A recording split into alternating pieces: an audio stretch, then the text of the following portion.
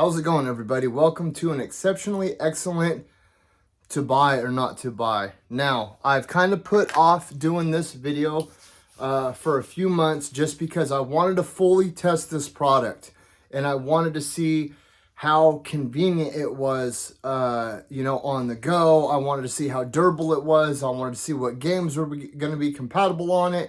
And I've got to tell you, I have not really been disappointed with this product at all whatsoever. And we're going to just jump right into this. And we're talking about the Steam Deck here. Okay. So I wasn't extremely well known to a lot of like these online gaming libraries like GeForce and Nvidia and Steam and all that until about a year ago.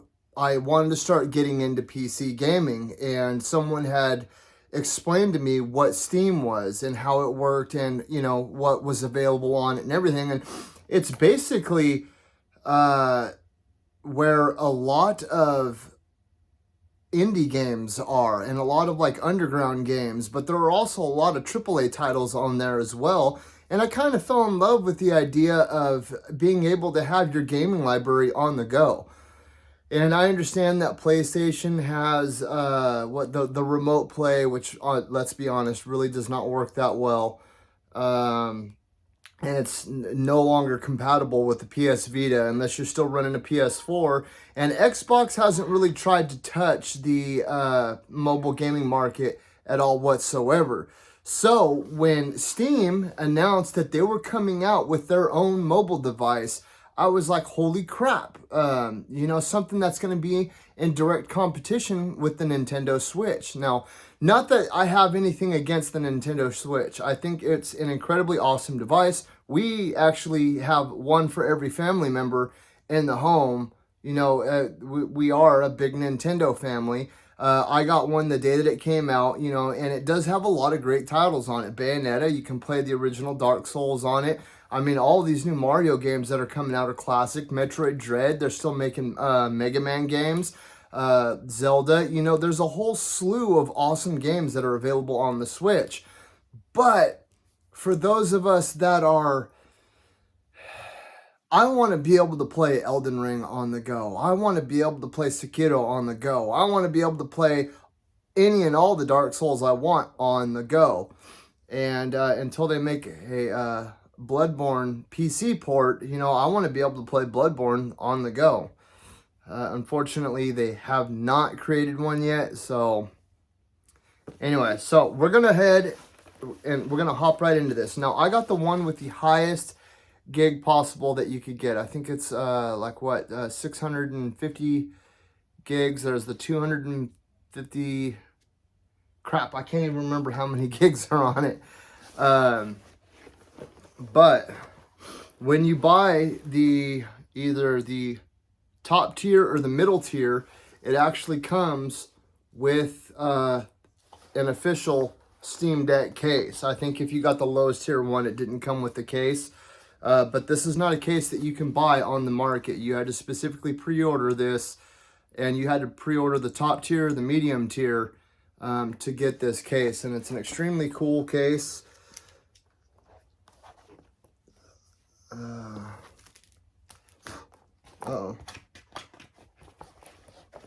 Very nice.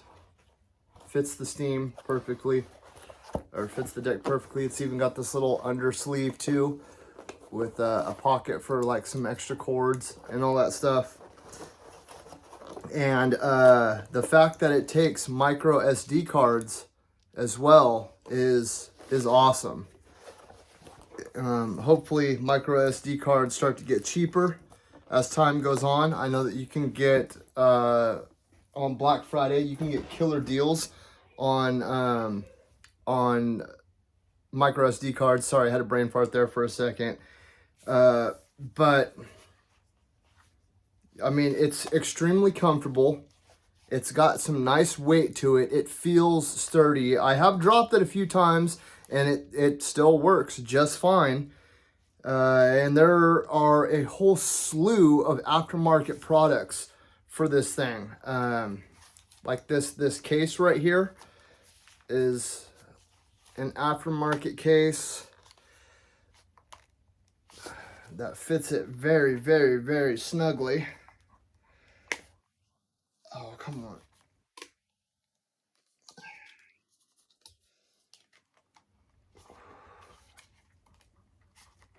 Ha, there we go.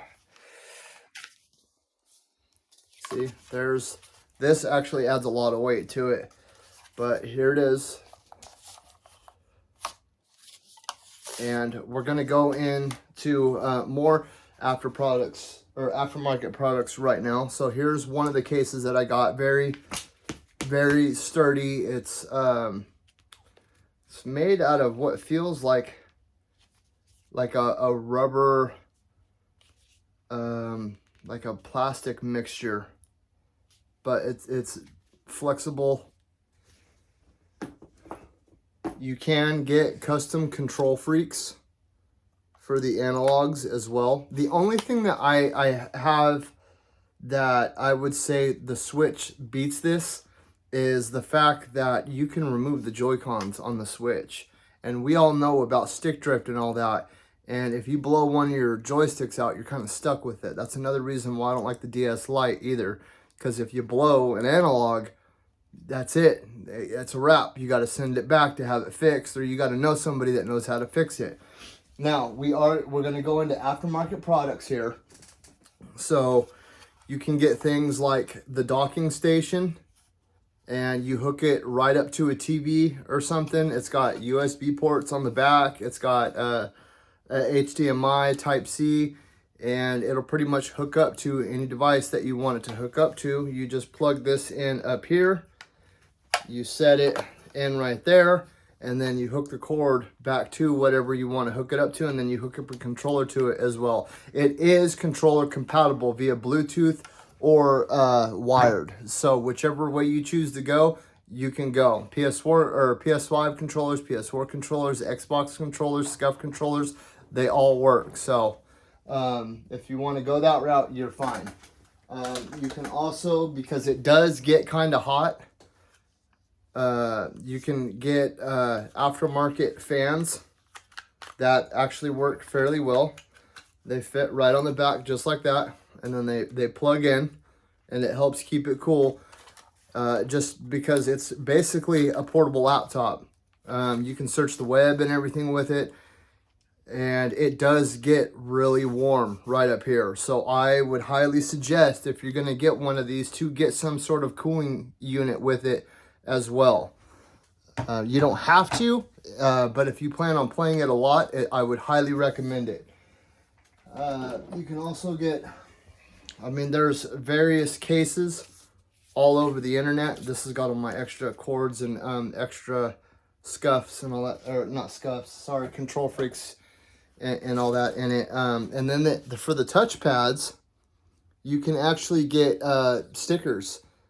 I specifically bought a kit that came with the glass protector, and it came with pad protectors as well, because these are touch pads and you want to keep them nice, and they're corrugated stickers or sticker print. Also, we're going to go through the buttons on this. It's got a huge button layout. Of course, you got both touch pads. You've got your Steam home button. You've got your options button. And these two buttons up here are kind of like start and select. They do various things for different types of games. Of course, you have your normal controller layout. You have your L1, L2, R1, R2. And then you've also got, actually, so it's R1, R1, R2, R3, R4, R5. And then R1, or L1, L2, L3, L4, L5. So, very nice button configuration, and it really does feel like it fits the hand well. You know, I've, like when the Game Gear came out and like Game Boy and all that, they really didn't feel like they fit the hand really well. And I think that as time goes on, PlayStation Vita and PSP both really did not feel like they fit the hand very well. Let's go ahead and put our case back on so we can get into other stuff. I just don't like having my protective case off. It is kind of a pain to get back on because it fits snug. Super duper snug. All right, so we got that bad dude back on. And the case does allow for a little bit of extra wiggle room. Like if you want a case on, the case does allow for that to fit on. Just like that. See, bam, we're good to go. Uh-oh, what did I do with my micro SD cards? Oh, there they are. Okay, so next thing that we're going to touch on is probably one of my biggest complaints, or probably one of my only complaints.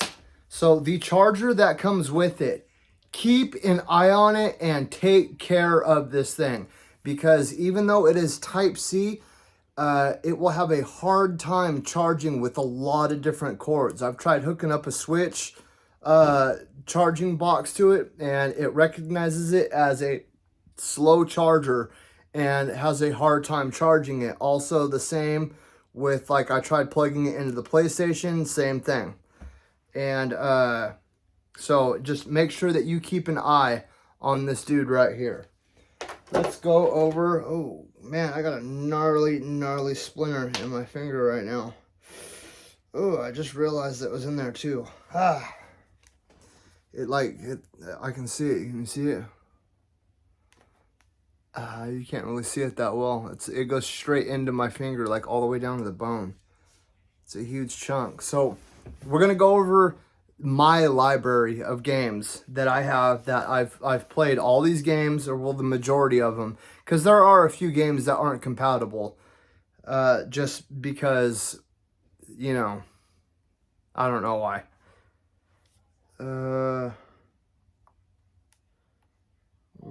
Booting it up right now.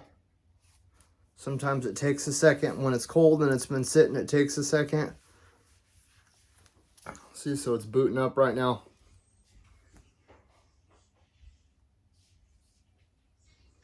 Let's go like that.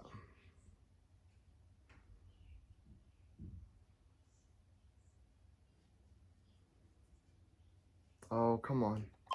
There we go. Oh, I'm going to show you guys my code. Okay. Library. So here we are. Here is, there we go, my library of games. We have Apex, Origami, Ashen, all the Batman, the Arkham games, plus Gotham Knights.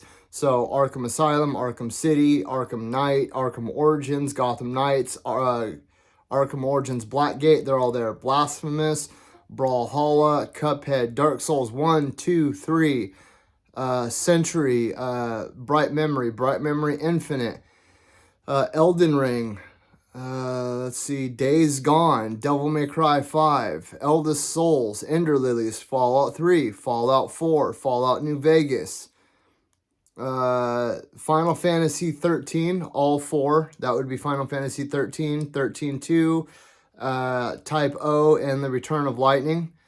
Let's see, what else? Final Fantasy 14.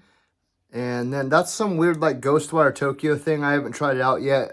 But God of War, Hollow Knight, Horizon Zero Dawn, Metro 2033, Metro Last Light, Metro Exodus, Spider-Man Remastered, Monster Hunter Rise, Mortal Shell, Naraka, New World, Neo 1 and 2, the Ninja Gaiden Collection, Pascal's Wager, Remnant from the Ashes, Sekiro, Jedi Fallen Order, Trek to Yomi, Thymesia, Tale of the Ninja, Steel Rising, The Witcher 3, and V Rising.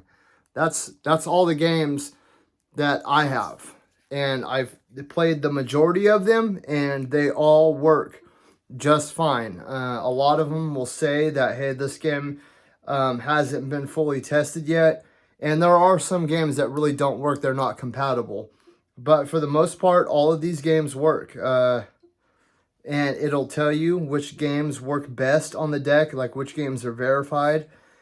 But let's go ahead and go to the store. So there's actually, in the Steam store, there's actually a Steam Deck section for the games that work the best. And it'll have like a little green check mark up by the name. You can see it right there for the games that are best compatible with the Steam Deck, okay? So you can just go through. I mean, we have Tales of Arise, we've got Valheim, Sackboy, Slay the Spire, Star Wars Legos, No Man's Sky, Final